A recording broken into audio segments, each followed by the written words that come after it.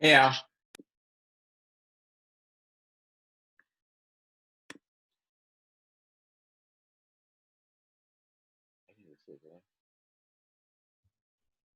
Okay, you froze.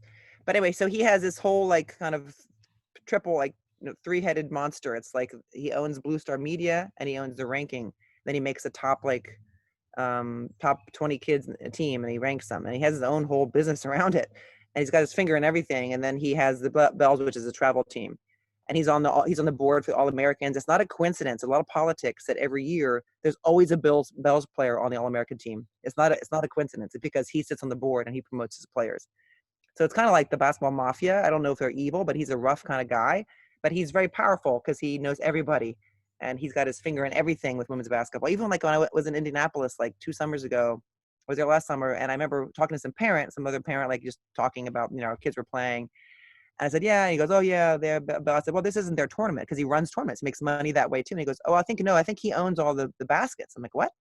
What? Even yeah, he owns all the physical backboards and baskets that the Louisville, Kentucky, convention center needed. He puts them in storage and they pay him and he gets money and he has his hand in everything. It wasn't so he's like the guy. I can call him and say, listen, I can call the coach. I mean, the coach kind of maybe is better. But what someone like that big people like that, they don't really need you as much as you need them. Right. But then like the smaller kind of like programs would love to have a place to have. If you go to Google Philly Bells, they have their whole thing, but they don't have videos. They probably like to have a place to put their videos. So the way you get someone like that is say, hey, we have this technology on our site. You can have a portal, but you can show your games like, all the games of the whole season because you can put them here, and that might be enticing to them because he's got his own like branding and everything. He doesn't need, you per se, but if you offer him something he doesn't have, which is like, he has clips of games, but I don't think their websites have the technology to run a whole game or 20. Your technology is going to have like thousands of games, right? You can see clips of thousands of games, or you're going to have the ability to do that. Yeah. So that's how you get the big programs like that because they have to go to Huddle. They have to put it on some other place. They don't have a place. They don't have the technology on these websites, even though they have the promotional ability. They don't have that technology. I don't think because they're not running. They run like a clip of like 10 seconds. Go on the Philly Bells website. And you pull it up. They'll have like a couple clips. And they get a couple All-Americans. They have one, I know, 2 or 3 girls that are top players that in the country. But I can reach out to the coach and then say, how would you approach this? And then I can call Mike Flynn. He probably knows who my daughter is, or, I can call him up and he's just a rough kind of guy. And I can see him like being like, what do I need you for? But I can just say, hey, what would you think about this? Or how would you use this? I want to just get your expert opinion. And if I kiss the ring, maybe it's more comes over a little better. Yeah, you never know what you have to do for those people, right? Yeah. Well, he's a rough kind of guy. But anyway, so that's what I would probably do. I'm happy to do that. If I can, I think Kelly reached out because I had my daughter's graduation this week. And I don't know if we're going to meet tomorrow, but that's great. We'll all talk. And then, you got to think about how you're going to do college. Like, what's your approach? Do you have a sense of like how you want to do it? Just sort of. Yeah, they're sort of different in that they have a whole separate section for the rec center and intramural and club sports. Yeah. They have the intercollegiate, then they have the other section. I think that's a big opportunity because no one has tried to use the same technology that we're talking about with the scheduling and everything, but for the rec center and for, because they have different areas. They have the Stairmasters, they have the treadmills, they have the fencing room, they have the volleyball areas, they have badminton areas, and so they have all these dedicated and they're all scheduled, and it might be the same area used for different things during the day, like my rec center, and that's a whole different ball game because that gives that's an opportunity to do the scheduling, to sign up for all those people, and that's thousands of people at a time. We sign up, and that's usually there's more kids involved and more money spent on the rec center and then intramurals than the collegiates and intercollegiate. So it's a big opportunity for us to do that. So it's a different world, and you also have to start dealing with the contracts and how many of the intercollegiate teams are on contracts. And some of the ADs don't even know which, where it cuts off. Is it baseball, basketball, football, or is it also women's track and men's track and the other sports down below that? Yeah. So that's a fun call. You got to think about like strategic, like what your best like in-rod is, like what you get the foot in the door, and it's probably going to be with like youth sports and college sports. I think that's like the hook, right? Um, For that it is. yeah, The nuts and bolts, the scheduling and putting the community together under one umbrella are the two things that they really care about. And then, of course, announcing to that all the news and the scores. yeah, But it's really it's nuts and bolts. It's not that hard a deal. It's when you get to the pro teams, you're talking about a different level. They're talking about the second screen when you're at a game, or you're talking about fan engagement while you're sitting there, or how do you now it's contactless snacks. So the snacks you order it at your seat and you go up and pick it up, and it's already paid for because you paid for by credit card, and it's never touched. Like you just like it's put into a it's in plastic bags or whatever, and they're put on trays, and you go and pick it up and just leave. yeah. So there's a lot of technology going on with the pro teams and the actual stadium activity. But I not just with college, you think? I not as much. So you got to divide Well, it of into like course. intramural slash. I mean, intramural and club are two different things, right? I mean, I guess they could be Not different really. levels. Well, it depends on the school. I'm not going Yeah, to say that. It depends on the school. Some are separate because they're that big a program. Some are just club intramural. yeah. Someone just told me. I just read it. Someone told me this. Actually, a friend of someone I know, Pierre, I ran into, and he goes, "Oh my God, you see what happened with Brown?" I'm like, "No," and he goes, "They just made like 8 varsity sports into club sports." Yeah, he did. He They did. downgraded them, because I guess nobody. I mean, they were big sports. One was like track or something. I mean, it was like cross country. I was like, that's kind of insulting. But yeah, I mean, so these kids are playing. They know they can't play on. They'll go to like a Syracuse. They know they can't play basketball at Syracuse, but the kid's pretty good. Maybe he could have played Division III, but he wanted to go to Syracuse. So that's important that those kids are playing. It's still a competitive thing. You probably have to. If you want to capture those people too, you got to divide it. You got to do the people that are like the D1, like the athletes that are playing for NCAA, and the ones that are just playing within their college. And I mean, you got to get both. It's more work, but it's possible. So you want to try and go contacting ADs for school? Is that what you want to do? That's your first step? Or are you trying to, because AD's in charge of that too. They run that too. They probably run the intramurals too, There are right? also different ADs. There's an intramural AD or a club sports AD. There's the head AD and then sub ADs. Yeah, it's probably like the And, associate AD or the, oh right, yeah. and the top one is the executive. He goes like, okay, oh, do, and then you go do it. Yeah, yeah. So it's really the next level down ADs in the big colleges. The woman who's the Princeton AD is a woman. And someone told me about, they met her, they knew her, and I Googled it, or I found her somewhere. And she had a weird thing. She was a Princeton athlete. A lot of these the Ivy ADs are all other, usually, Ivy athletes. And then she had a weird career. She lived probably up here somewhere, like probably Fairfield County, and she ran Chelsea Piers Stanford. Not in collegiate sports specifically, but she ran Chelsea Piers, which is like the Chelsea Piers in the city up in Stanford, and she Yeah, I ran used to belong there. for like 15 years. She ran it, and then she just like steps into the head AD job at Princeton, which is like a big job for like someone who never was in college sports, other than Well, it being. has been around for 15 years, but I get it. I think Molly no, Marcoux Salmon.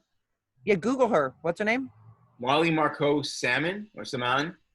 Yeah, that's probably her. But if you look at her resume, she was like at Chelsea Piers for like 10 years or plus, or more than that. And then she kind of just I think she went to Princeton and was like an athlete there. But people like, Maybe she started the Chelsea Piers in New York. That's been around 15 years. yeah, I know someone in Chelsea Piers too. I have a contact in the city, but this one I don't know. I don't know the AD at Princeton. I just someone of my friends knows her or met her and said her beginning into like, not even beginning, but her career was more like management of like facility, like at Chelsea Piers, and then she got into as an AD job, and she's the head AD at Princeton. Um, but like, I guess it depends how you approach it, but you tell me how you want to do it, and I'm happy to help. I think my strengths are definitely like the youth sports and like that transition of like high school into college and then college sports. I'm not the pro sports person because I don't have any experience in that, so that wouldn't be my strength. Sports federations, I'm pretty good talker and listener, and I can, whatever you want to do, you got to figure out what your strategy is. Are you reading about her right now? I'm trying to. Yeah. Okay, nothing was trying. Okay, hold on. I spelled Molly wrong. There you go. Hold on. She has kids. She probably raised her kids up in Fairfield County, and she worked in Stanford because it was easy, right? And she did that, and then she somehow got the tap. And I think you could do it. You could also never call these prep schools. All these prep schools, you know, that these boarding schools, that some have good sports programs, some don't. Yeah, she was only there she was there for 10 years. She was there from 2010 to 2014 at Chelsea Piers, Connecticut. Yeah. And before that, right, she was Chelsea Piers in the city. That's what I thought. Yeah. So, and she's a general manager of the field house. That's cool. And she went to Princeton. Yeah, but Graduated. what I'm saying is she didn't have this. A lot of times, yeah, the ads have like worked their way up and in college athletics, and she didn't really work in college athletics. She worked in a kind of like, you know, kind of, it's like, you know, it's related, but it's not, you know, not direct collegiate athletics. It's just interesting that she did Actually, that. we're already connected from LinkedIn. Yeah, well, she might be a good person to pick her brain, or I can reach out to her. I know the rowing coach at Princeton. You know, there's always a way to these people, and if the woman is even better. If you're a woman and they're a woman, it's great. You know, like it's like the small little like, oh yeah, you're a woman in college athletics, great. You know, and the woman at Penn's an AD, but at AD is a woman. But you got to decide how you want to approach it. Maybe we'll discuss it tomorrow, and if you want me to help Kelly lead, or you know, I don't know if she didn't have a baby, but you know, I'm happy to help and do whatever you know you want me to do. The baby's not coming until October, I think. And her whole life changes. It's all fun and games until, until the baby comes. Until the shooting starts. That's why I said, is it your first? Because I was like, I remember people asked me that, and I used to think when I was pregnant my first years ago, I thought they're being so nice. They're nice people, and they're smiling, like they're like happy for me. And I'm like, no, what really was happening is they were smiling like you have no idea what's coming for you, lady. Like, it was more like the smile, a smirk of knowing, you know, like. Yeah, so. Sure, it's gonna be easy. Sure. Yeah, I know. I remember that stuff too. That was crazy. Smirk. Is it your first? Yeah, I can tell in 10 seconds it's your first. Yeah. Yeah, mine. I started when I was 40, and my wife at the time, she was 33, and I was ready. I had played around. I did all my stuff. I had already gotten to the top of a few sports. I was a pro athlete already. I was number one in the nation in squash. I did all this stuff. Yeah. So 40 comes around, I'm like, I'm ready. And when the kid came out, I was like, this is my life. And it was so I loved it. I had so much fun. It was the best. So yeah, once it happens, there's no turning back. It's like life. I tell my friends that don't have kids, like, you're at Act 1, and you're always going to be in Act 1. Everyone else is in Act 2, and they're heading to Act 3, but you're going to be for Act 1 forever because you never had a kid. It's totally different. Like, you know. As soon as you have it, it's a different world. Yeah, but it's good. It made me a juggler. 4 kids. Listen, I can juggle. And my people that I worked for, that I was consulting, they're like, you have 4 kids? I go, yeah, we like you because we know that you can get things done. And you can multitask, and that's great. Like, but yeah. So I guess we're gonna talk tomorrow. You mean that call with Kelly and everybody at that little college? So yeah, have you thought about how you want to do it? Just let us know what you think. We can all discuss what the best way is. I mean, the AD, maybe you get the assistant AD, and then you work with the other AD, and they are delegating, but that AD is in charge of both those intramural club sports and the actual teams, and you got to think what's in it for them. You got to think about it from their point of view, like why do we need you? What are we lacking that for high school it's easier because high school it's public schools, they're all differently funded. Private schools, they all do it, but it's different because it's such a smaller kind of less professional thing. But when you get to the college level, they've thought it through, and they've got people that are smart there, doing those jobs. I think it's going to be really important to, I see you as really, and you've said it so many times. Every time we've been in a conversation, you said you got to start at the ground floor, and I see you as exactly that. The community, the AAU, the youth sports. I think I see you as like the perfect person for that, because first of all, you're centered in that. Your attention is centered in that kind of stuff, and I think it makes total sense that you'd be involved in that. Yeah, but I think college too is very important, because I know a lot of the college coaches, and I just went through that whole recruiting thing in colleges. But I think I have a lot of sense about how colleges are done and how they run their programs. And yeah, well, I have to sort of like delegate that to people who are like the people who are really in it. In different sports. I think we already have Dania, who knows everybody in basketball in college. Oh yeah. So yeah, well, that was her job for 22 years. Yeah. I mean, and as a professional, honestly, between you got parent to parent, when you're a professional, when you're a coach or an AD or someone at a level in the colleges, they're going to listen to you. Especially if you're a parent of a kid playing basketball, Mm. they're like going like, no, please, no. I have enough parents. You know, they're like, no. No, but like I wouldn't be. I'm not like promoting my daughter or anything. It's like it's Oh a no, no, different. I know, but they're so up to here with parents and dealing with that kind of stuff. I think like Yeah, also but they don't have to Spain know has that I'm a a very parent. They can just professional. I can just be a person who's like has a career and like working at a job. They don't have to know like my backstory. Like for you can use it. I can use it when I want to get in to talk to people that I might know. But then I can flip the switch and I think college athletics is interesting to me. I'm happy to help whoever's leading it, or I can help co-lead it or whatever. But that's a very good place for me as well. Pro sports is not my place because I know I we got didn't. to. I think your niche really. I think you're. I personally, I think that you're a lot better an asset if we're talking to an AAU team or a youth or a high school. You're like key for that. I don't see. You know, you're talking about the colleges, and I think we honestly have that covered. That's what I'm saying. Okay, And we but I have want to. to help You with have to. college Some too places because I have to. know a lot about it. We have to niche people somehow. Yeah, yeah. And so the people who are pros in there already, I think we have to take that and run with that. For Al, for example, he's got baseball sort of covered because he was a pitcher, right? And then he also runs a facility. He's got to be talking to all the other facility managers Yeah, yeah. because he's a professional in that field.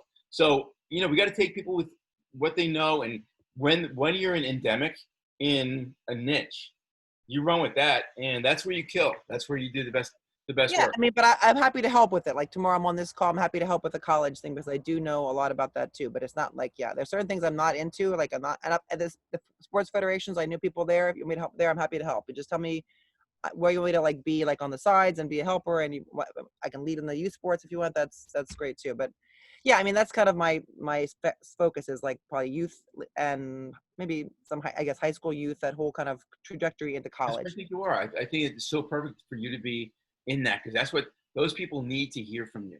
Yeah, Because I want to help. I want you to help went with through that college stuff too. now. But I'll be on the team. Is that all right with college? I'll be like on the team helping them. Yeah, Yeah. because I think that kind of lends itself into that. And also like people like think about recruiting. It's not really your bread and butter, but There's not yet, but it's going to be. The but recruiting hey, is but going to think be about big. it. Like a lot of these kids are aspirational too. Like a lot of these, like look at overtime. What is their bread and butter? It's the kids watching the best high school kids, right? They're like their peers. Not like they're like watching pro players that are 40 or I love when you 35. go to They're watching overtime. the You go to overtime, I'm like, saying that like the people that that's they're good, but they're not like the best team. They're not anything really. They just have built a rep, and that's what drives me a little crazy when people do that. Yeah, but I'm just saying, like the overtime, the kids they're watching that are their peers. They're watching the best kids, high school players, right? And that's what they're promoting. So Are they the really kids the that best? they try to get the top players. Yeah, to have videos. They follow the top like couple X players in the country of that sport, like the basketball. And who's watching it? It's not like the 4-year-olds. It's not like grown men. It's like the same. It's like the kids that are aspirational. So like the youth sports, they're aspiring to be like the best high school player. Maybe the high school player might be aspiring to be the college player. I don't know who's watching Olympic athletes. Not during the Olympics, but I'm just saying it's like the next stage up. Like the middle school kids are probably watching the high school kids. Some of the high school kids are watching the top high school kids, and the high school kids are all watching the college kids, right? So it's all kinds of. It's like it kind of just you're going up the ladder there. So the youth sports bleeds all the way up to college, right? I mean, think about it. Yeah, Yeah. it's like you want to get the middle school, high school, and then the college players, and then Olympics is a whole different animal. I don't know the people who are tracking and watching Olympians on the off season. I don't know. I can't speak to that, but yeah, and I have that friend. If you want, you have Skeleton covered, but I can reach out to him too. I'm sure he'd do it. He's like a real estate agent in Park City, and he's really into it. I think he trains skeleton people, but I think he has a skeleton person too. But I Really? can just Yeah. Send me and his then contact. I'd like to talk to him because the sliding sports, they're in Salt Lake and they're also up in he's upstate Park. New York. Yeah, he's in Park City. I'll give you his name is Lincoln. Oh yeah, I know that guy. Lincoln DeWitt. Yeah, exactly. I know him. You do? Yeah. Yeah, he knows me. Say Leslie and I are working together. Leslie's helping me, and he'll go like, oh, but he's out in Park City, and but I know I've seen like just on social media. I know he's like training younger people. He's involved. Like I don't think he just like did it and like now he's like raising his kid. I think he is. I think he's involved in the sport and probably loves it. But yeah. All right. That's really weird. The sliding sports. there's only like 200 people in the nation who do luge, Yeah. and a little bit more that do skeleton, and then there's like 0 people who do bobsled. Yeah. But Yeah. because they're just, it's a very specific niche place, and the worst part about it is that there are so few facilities. I think there are 3 in the United States that do that stuff. Yeah, And he might know like other like Winter Olympians that live out there. And once you get like a spider web, so just say, hey, Leslie is working for me and working with me, and she told me to reach out to you and your friends, and she knows you're an athlete, and hey, would you help us out? And I'll text him whatever. But yeah, he was I think he got like 5th. That was like 15 years ago though, so now he's like my age, right? So he's older than me. So, but he probably got like 4th or 5th in the world, I think, in skeleton. So he's not like. Cool. Yeah. All right. So tomorrow I'm on that call. You gonna be on that call with Kelly too, the sports? Okay. All right. I don't know what time it is, but I'll wait to hear. And then I haven't heard either. So I'm glad I reported back. Think you already knew. I mean, I already knew they were gonna say to the ADs, but I'll right. I mean, it's awesome they do that. They're all consistent there. Yeah, and then I'll reach out to my travel teams. I have a couple calls in, but I think people are not like focused on it right now. I don't know why, because there's no live period. So I think they're not. I don't know if they're just starting to practice or what's going on. But the whole live period for AU is not happening in July. They're pushing it to the fall. So it's kind of like up in the air if they're even playing. So no one's calling me back, but I'll make those calls and I'll see what they think about it. And what I say to them is the goal is we're going to try and give you a place to house your team portal, like the one-stop shopping for pictures, texts, schedules, schedule changes. They could even like maybe have a board where you put plays down and review the plays, who knows, whatever. And then you could do like video games, videos of the games. You could even take out these new companies coming out recording AAU games. If you could have the technology to record these games, you could take them out at the knees, and that business would stop. But it's a lot. You'd have to get people videotaping, every AAU tournament, like, and there are boys and girls all over the country. It's a lot. You'd have to find those people, and even the ones that we saw that company doing it, they're hiring like local students that you could even see like when they were like better. It's better if they're local. Didn't know basketball. You would even see like I remember one time I didn't go to one of Kendall's tournaments, and the camera would stop, and then to go, oh yeah, and they'd be watching an empty field because they were like reading the book, and they'd have to go like that, because they wouldn't even follow the ball. You're like, oh my god, but it was better than nothing, because you could watch your kid play on your laptop at home and not be in Indianapolis or whatever, and that's huge too, but only in that small, that's the travel team group. Yeah, you got to get the statistics. How people are doing travel sports in America now? It's so huge. It's got to be huge. Large number, millions of kids. And most aren't going to get recruited. So that's still your bread and butter too, because they're thinking about how much money they're spending. It could be like aspirational. The kid's never going to be like that top, echelon player, but they're forking over hotel fees, travel. They pay to be on the teams. Like when you're not the top team, you pay to be on that travel team, right? And the airline fees, so they're willing to spend. Say that, because when you work out the actual sports industry, you don't just cover, like, first of all, it's $100 billion for sporting goods. Then it's another $250 billion for tickets. Then it's another